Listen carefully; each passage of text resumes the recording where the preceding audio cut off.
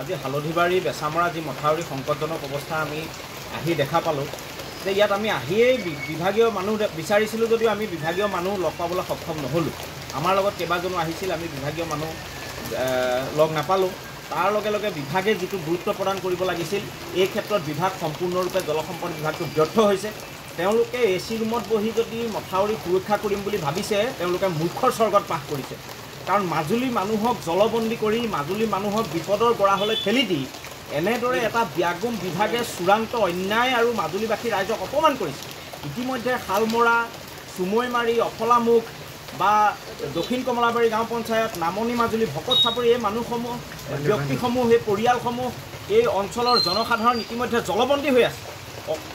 অলপো যদি দয়া মমতা থাকিলহেঁতেন তেওঁলোকে বিহিত ব্যৱস্থা গ্ৰহণ কৰি ৩-৪ মাহ পূৰ্বে মথাউৰিটো চাফা চিকুণ কৰি তেওঁলোকে তদাৰকৰ ব্যৱস্থা কৰিব পাৰিলেহেঁতেন। কিন্তু তেওঁলোকে সেই কাম নকৰি বাৰিষালৈ তেওঁলোকে থৈ দিছে। এতিয়া চিমেণ্টৰ বস্তাত তেওঁলোকে বালি ভৰাই তললৈ পেলাই আছে তেওঁলোকে এই মথাউৰি সুৰক্ষা কৰিবৰ কাৰণে।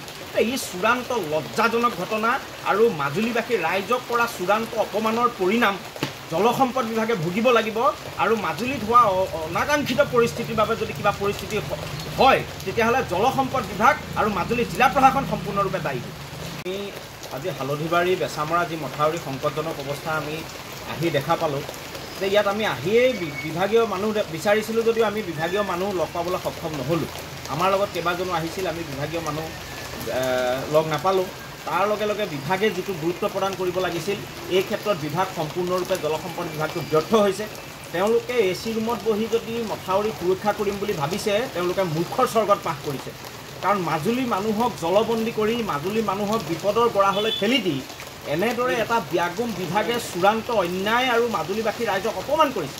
ইতিমধ্যে শালমৰা, চুমৈমাৰী, অফলামুখ বা দক্ষিণ কমলাবাৰী গাঁও পঞ্চায়ত, নামনি মাজুলী, ভকত চাপৰি এই মানুহসমূহ ব্যক্তিসমূহ এই পৰিয়ালসমূহ এই অঞ্চলৰ জনসাধাৰণ ইতিমধ্যে জলবন্দী হৈ আছে।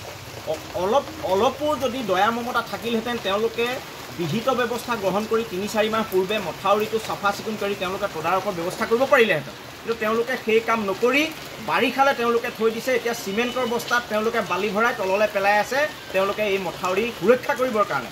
এই চূড়ান্ত লজ্জাজনক ঘটনা আৰু মাজুলীবাসী ৰাইজক কৰা চূড়ান্ত অপমানৰ পৰিণাম জলসম্পদ বিভাগে ভুগিব লাগিব।